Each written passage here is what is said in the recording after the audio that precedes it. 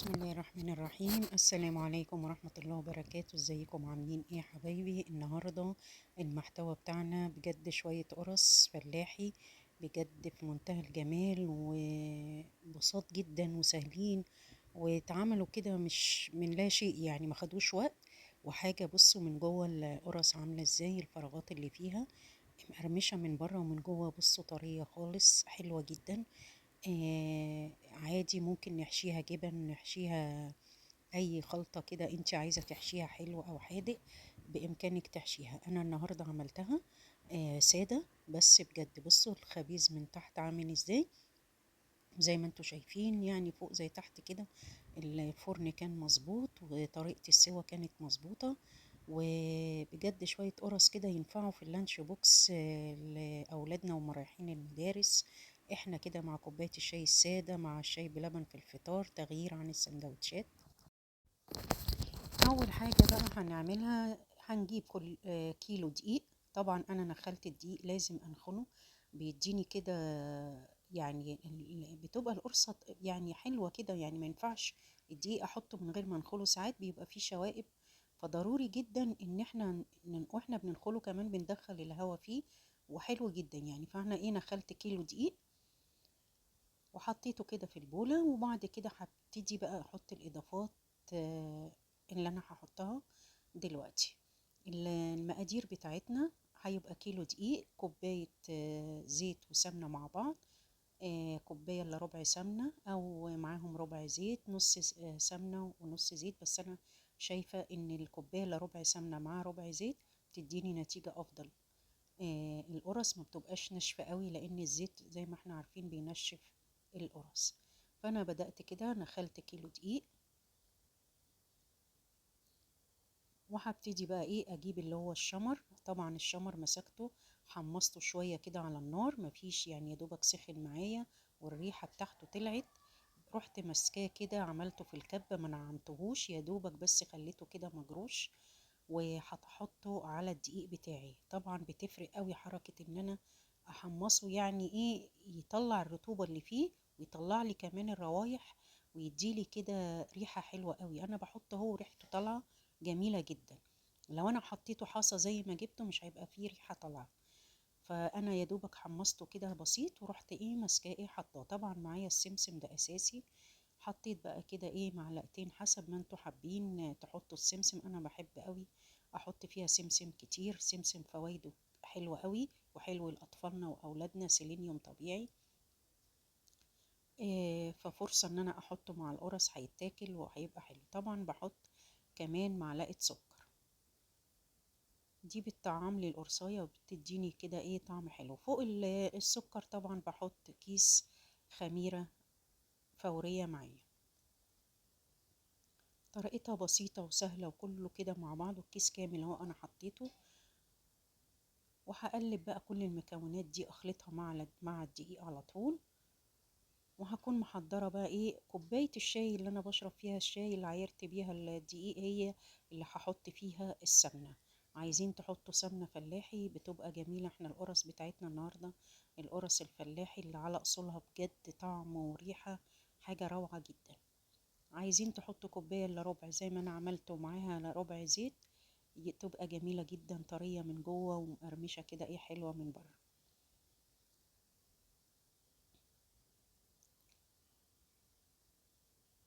عندي شوية شمر كده فاضلين، هحطهم لانها بتبقى طعمها حلو جدا مع الشمر كده. وشمر طبعا ليه فوايد لا تعد ولا تحصى، فوايده جميلة جدا. هجيب بقى كوباية السمنة اللي معايا دي، مع كوباية الا ربع زي ما قلت لكم سمنة وربع زيت مع بعض. طبعا هتبقى ايه بدرجة حرارة الغرفة، لان احنا طبعا حاطين خميرة، ما ينفعش نحط السمنة ساقعة. يعني هي ايه بدرجة حرارة الغرفة كده زي ما انتوا شايفينها سايبة معايا. فهنزلها مع الدقيق، وهبتدي بقى اخلط كل ده. انا عايزة كل ذرة دقيق تختلط بالمادة الدهنية، فضروري ضروري ومهمة جدا الحركة دي، علشان ساعات ممكن نعجن ونلاقي شوية دقيق تحت، فدي بتلخبط لي الدنيا. فلازم ان انا اخلط. وهنا بقى هعمل عملية بس، بعد ما هخلط كله بالمعلقة هبس بايدي، يعني هديها لازم اخدمها كويس، بحيث ان كل المادة الدهنية تغلف لي الدقيق كله وتخليهولي عامل زي رملة البحر. شايفين بتبقى رملة البحر عاملة ازاي؟ انا هعمله كده. هسيب بقى المعلقة، ودي بقى ايه، هنستخدم ايدينا. ضروري يعني لازم نبس كده بصوابعنا وندخل السمنة في كل الدقيق اللي موجود، ولازم اعمله كده بايدي الاتنين. ضروري جدا جدا. انا لما بخدم الحاجة بتديني نتيجة روعة طبعا. كل ما هديها كل ما هتطلع لي قرصة كده من الاخر بجد، وطعمها زي العسل. طبعا البث ده طبعا بياخد وقت. يعني مش 5 دقايق 10 دقايق، ممكن 20 دقيقة 25 دقيقة، لحد ما احس ان الدقيق كله خلاص اتغلف. فببتدي بقى احط بقية المكونات. فانا دلوقتي عشان خاطر الوقت والفيديو ما يطولش معاكم، هبتدي بقى انا اخلط. بصوا كده المقدار السمنة او الزيت معايا معقولين. لمت معايا ازاي؟ لو فرط مني الدقيق يبقى كده المادة الدهنية ناقصة، فبالتالي هحط معلقتين. عملت كتلة كده، لما انا جمعتها عملت كتلة، يبقى كده انا مش محتاجة مادة دهنية. الحركة دي برضو ضروري علشان خاطر بعد ما بنعجن ونعمل القرصة نقوله دي كانت ناقصة قدام. فاحنا من الاول لازم اول ما تلم يبقى كده تمام، مش محتاجة اي مادة دهنية. تمام كده. انا قعدت بقى ايه، انا والدقيق كده والمادة الدهنية، وقعدت افرك بايدي كده لغاية لما حسيت زي ما انتوا شايفين الدقيق معايا بقى زي رملة البحر. وتمام كده المادة الدهنية مظبوطة، العيار بتاعي مظبوط جدا. مش محتاجة اي معلقة سمنة تاني ولا اي حاجة.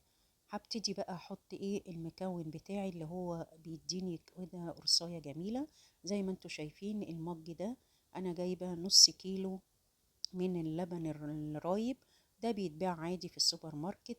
حلو جدا، بس طبعا كان ساقع فسيبته بره لغاية لما خد درجة حرارة الغرفة ونزلته، عشان احنا عارفين ان ما ينفعش احط ساقع مع ايه الحاجة اللي عملتها بايدي كانت دافية والخميرة بدأت تشتغل.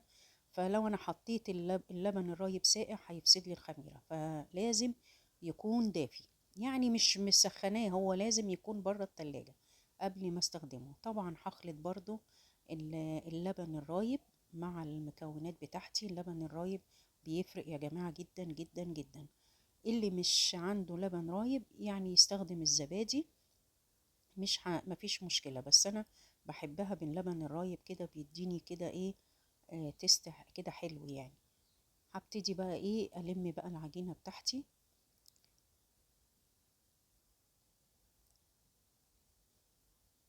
هنا برضو لازم هستخدم ايديا. خلاص كده اللبن الرايب تدخل مع المكونات دي. هبتدي بقى لازم الم بايدي. طبعا اللي عندها عجان تستخدم العجان، بس انا طبعا بستخدم ايدي في المخبوزات والعجائن. بحس بالعجينة كده، يعني كل حاجة بتطلع كويسة وبتوفر علينا الوقت والمجهود وكله. بس ايدينا وهي في العجين كده بنحس بالعجينة بتاعتنا محتاجة ايه مش محتاجة ايه. ودي بتبقى حركة مهمة جدا جدا. وعايزة اقول لكم بجد الخبيز في البيت بيفرق وبيدي كده ريحة للبيت، ريحة رزق وبركة. ربنا يا رب ما يخلي الرزق دايما والبركة في بيتنا، وان شاء الله ويرفع عننا الغلاء ان شاء الله يا رب. فاحنا ايه بنحاول نعمل حاجة لولادنا وهم رايحين المدارس الصبح. طبعا الاطفال والكبار بيزهقوا من السندوتشات يوميا، جبنة وحاجات كده. انا لما احط في اللانش بوكس زي كده قرصتين ومعاهم شوية بلح مهمين جدا، 3 تمرات 4 تمرات شوية كده فاكهة. هنا بقى هضيف كوباية الحليب، وهي القرص بتاعتنا مرزقة، الحليب نزل بالقشطة بتاعته. فكده احنا عملنا بجد بجد شوية قرص زي العسل بالقشطة والحليب واللبن الرايب، حاجة في منتهى الجمال.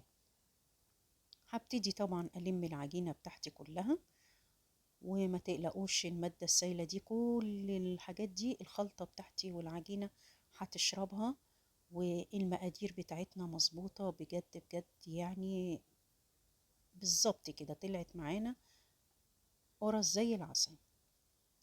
هلم كل العجينة دي طبعا، وبعد ما هلمها خلاص اهيت بدأت شربت كل السوائل، مش محتاجة اي حاجة. يعني انا هفضل الم كده ومش هضيف اي حاجة. الدقيق بتاعي هنا مظبوط ومفيش اي مشكلة، مش هنضيف حاجة تانية غير ان انا الم العجينة وهسيبها تخمر. وهبتدي بقى اشكلها، يعني حابة تحشيها ممكن تحشيها جبنة، تحشيها لانشون، تحشيها زي ما تحبي. طبعا ان لازم نحطها في اكياس وفي التلاجة علشان دي فيها لبن رايب، يعني ما نسيبهاش بره التلاجة يومين تلاتة اربعة، لا دي فيها لبن رايب. نحطها في اكياس كده ونشيل ونحطها في الفريزر، ونطلع كيس كيس اكنك لسه مطلعاه من الفرن، بتبقى طازة وفريش وحلوة قوي. انا بقى طبعا هشيل العجينة كده، غطيها بستريتش وتخمر، وبعد كده نشكلها. وبعد ما تتشكل برضو هسيبها في الصاج تخمر نص ساعة، وبعد كده هخبزها. تمام، انا شكلتها وسبتها في الصاج برضو نص ساعة، وبعد كده دخلتها الفرن. زي ما انتوا شايفين القرص بتاعتنا ما خدتش وقت مننا كتير، وطلعت زي العسل اهي، جميلة جدا وحلوة قوي قوي، والخبيز بتاعها كان حلو. يعني انا حطيتها في، طبعا لازم اسخن الفرن قوي، وبعد كده حطيتها في الرف الاوسط، وبعد كده يعني شغلت الشواية حاجة بسيطة جدا. وكان ممكن لو ما شغلتش الشواية برضو هتاخد الوش الجميل ده. ولازم احطها كده في علبة بلاستيك زي ما انتوا شايفينها كده، اللي هي هتتاكل حاليا. ما فرش ورق، لان الورق طبعا بيمتص وياخد المادة الدهنية اللي في القرص، لا خليها كده من غير ما افرش اي ورق، مناديل اي حاجة. فخليها كده في بلاستيكة وهغطيها، والباقي هشيله في الفريزر.